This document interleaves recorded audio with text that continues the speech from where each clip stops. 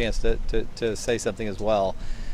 You know, this is a really important case. It's an important case not just because it deals with immigration that affects my state every day, and in my opinion, we've all become border states because of the transportation from the cartels to Border Patrol and then into the country. We're all border states. It affects all of us.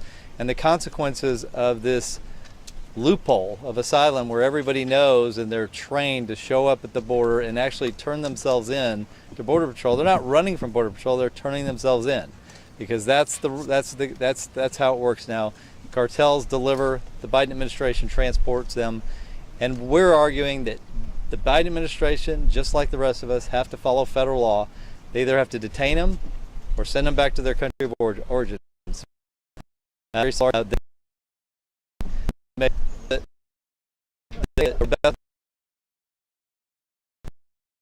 And hope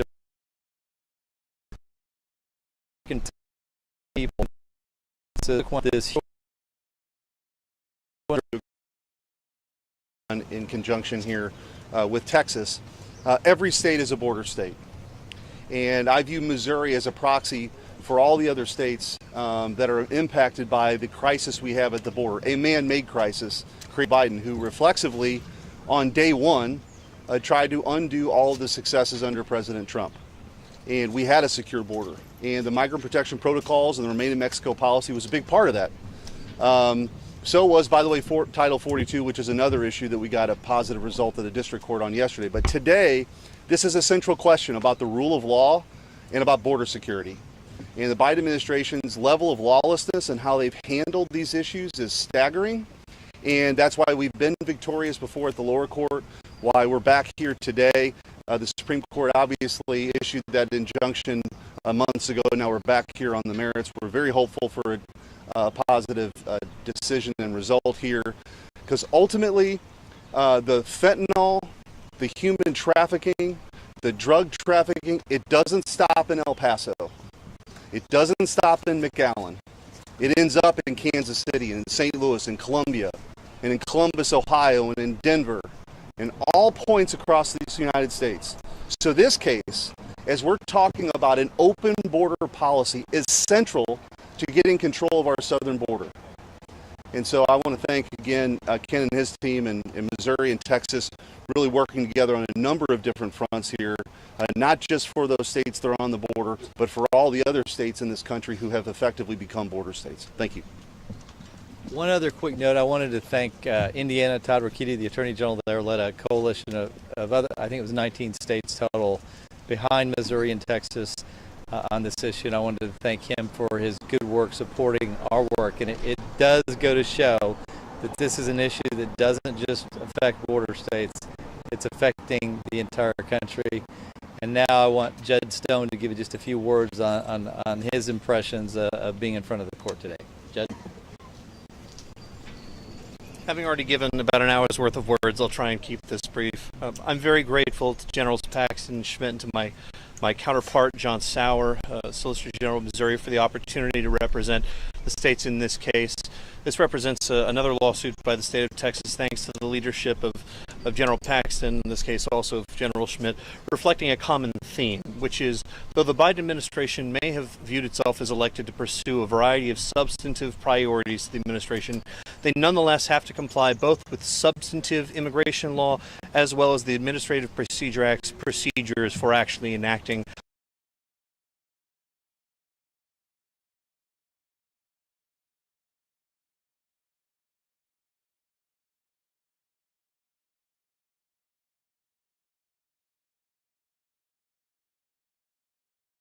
ways by which it engages in executive action. And Schmidt, they devoted the resources cases as possible, because there's a number of different things the administration does. There are many different priorities in the world that an attorney general has to choose among, and it's because of their leadership that we've had the opportunity to argue this case today. So thank you very much. Thank you, Judge. And so now, if you have questions, I would encourage you to direct all the easy questions to me and all the hard questions to General Schmidt. So any questions about today? Yes. Yes. It seems to be unclear what the Biden administration's stated mission is behind lifting Title 42 and also the Remain in Mexico policy. What do you believe is the real motivation behind the administration's actions to just let illegals in? Yeah, and as you said, they don't seem to have a stated mission, so we can only surmise at what the consequences are. And I think they want to get as many people here, and they've advertised it to the cartels. Cartels have a tacit agreement with the Biden administration. We'll get as many people there to the border as possible. We'll deliver them to you, to federal agents, and then we will transport them around the country, presumably to vote someday, to give amnesty to. And look, if that's not the right answer, I don't know what the right answer is. Yeah, and let me address that too. I think it's obvious at this point. This administration is trying to pack the United States Supreme Court. They're trying to add states to the union. They're trying to federalize our elections, and they have an open border policy. This administration now is trying to fundamentally change this country forever. And they know a reckoning is coming in November, and they're doing everything they can before November to do that. That's the truth.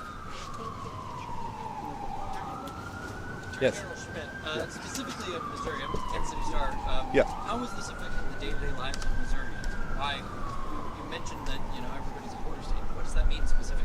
So overdose deaths now are the number one cause of deaths for adults 18 to 45. The amount of fentanyl that's coming across the border, the drug cartels are running the show. They're in charge. I've been down to the border twice. They control not just the border, but zones of influence in the interior of the United States. So the amount of drug trafficking. We were down at the border, a law enforcement official indicated there was $100 million a week in human smuggling happening. Missouri's taken the lead on taking on human trafficking. We led a multi-state raid just a few months ago that was one of the biggest in the history of the country. We've seen an increase in human trafficking. And so the level of lawlessness that's taking place because the cartels are running the border affects everybody, including Missouri. Yeah, but so you seem to be conflating kind of, the drug problem that's going on at the border with the immigration problem that's going on at the border. How are you kind of relating those two in terms of the migrant? Because the cartels are controlling the border. Isn't it also a people issue? Human trafficking. Well, I would also argue too that there's a tax burden on Missouri citizens that's increased because of the level of human trafficking too. So there's a financial burden, there's a crime burden, there's a human toll. And by the way, there's nothing compassionate about this policy. If you're trying to actually argue on behalf of Biden, there's nothing compassionate about these cartels taking hostage, in many instances, people in Mexico seeking asylum here, okay? So the reality is, what we have now is the Biden administration, you're released, what they want to have happen is to be released into the interior of the United States. That's the financial motive for the cartels, to get them across. If Mexico's the waiting room, you take away that financial incentive for the cartels. So it's a very big issue. And I'm going to add to the answer, which is when these Border Patrol agents are doing logistics, which clearly they're doing logistics now, they're having to manage hundreds of thousands of people crossing the border every month, and we don't have enough for the invitation. The invitation is greater than the capacity. The Biden administration has an open invitation to as many people as the cartels can bring, and the cartels are bringing more than the Biden administration can handle. What that means is those border agents are not protecting the borders the way they would against the importation of drugs, which is why we have such a high number of people dying from overdoses. It's up 30%. It is directly related to what's going on at the border. Attorney General Schmidt, and a question also for Yep. In terms of the Title 42 case yesterday, Mm-hmm. can you elaborate on what transpired during that status conference, and have the parties met yet to discuss next steps? And then a question for Attorney General Paxton. In the arguments today, it was really based off detaining or removing the migrants encountered at the U.S.-Mexico border. Texas is actually bringing migrants to the U.S. Capitol. How do you square that? So on the Title 42 issue, Missouri, Arizona, and Louisiana brought an action challenging the Biden administration from terminating Title 42. I think Texas has their own action too. So there's a number of things happening all at the same time. But what happened yesterday is we'll have a temporary restraining order that gets us to May 13th. May 13th will be the hearing on the preliminary order that we hope to obtain as well. So we've got a few weeks here, and really the impetus for that TRO was the Biden administration said that they were going to wait till mid-May to terminate Title 42. Well, there were news reports that they were actually doing that already. So that's why we obtained the TRO. It's very important. It's a big win, I think, for border security and the rule of law, and we'll be back in court on May 13th. Question for both you guys. So let me answer that question first. So one is dealing with the federal government. This case was dealing with the federal government. Their obligation to either detain before the hearing or to deport. We are we have our hands tied. Our governors have their hand tied. Have their hand tied. I don't think it should be that way. We have this case, Arizona v. U.S., that gives the government most of the authority for dealing with the border crisis and for dealing with border security, and it limits our ability as a state to do things that maybe we would otherwise do to protect our citizens. And so one of the responses I think the governor of Texas made was he's going to send people up here and at least highlight the problem. It's a drop in the bucket compared to the number of people crossing the border, but it does call attention in a very legitimate way to the suffering that we have on the border of Texas. Last question, guys. Last question. Yeah, so the Biden administration made a lot of the need for Mexico's cooperation to even carry out this policy, and basically made the argument that their hands are tied unless Mexico gets on board. Did you expect them to rely so heavily on that argument, and kind of what do you make of that? Look, I'm not surprised. On the other hand, we know that the Trump administration successfully implemented this program. The numbers dropped dramatically, just like we'd expect that they would. The Biden administration made no attempt to do that. They just said, cartels, we don't want to enforce. It's open. The border's open. Bring as many people as you can come. So as you can get here. So, I wonder, will they ever actually try to implement the law? Even if we get a ruling from here, you make their argument. We can't get them to do it. The reality is, we know if they're motivated, if they actually care about the American people, they can work out something with Mexico. There's a lot that we have in common with Mexico. There's a lot of interest together that we need to work on, and this is one of those issues.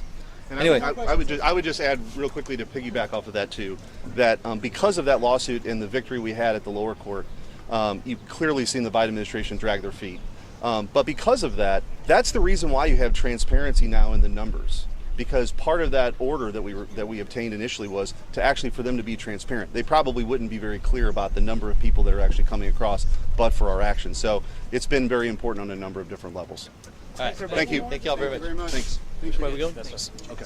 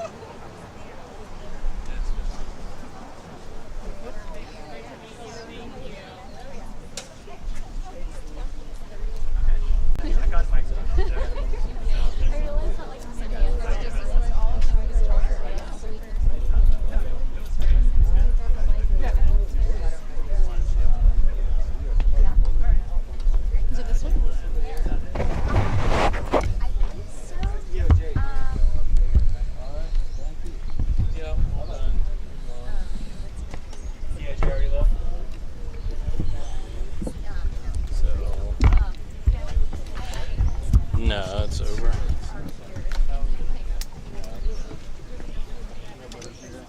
Thank you, Christian. I'm gonna No problem. go over with them. It was good to see you. Yeah, great seeing Do you you. need anything else from me? No, I don't think so. Okay, thank you so much for helping us. We Absolutely. Really appreciate No, it. I'm glad this We value worked you out. so much. Yeah.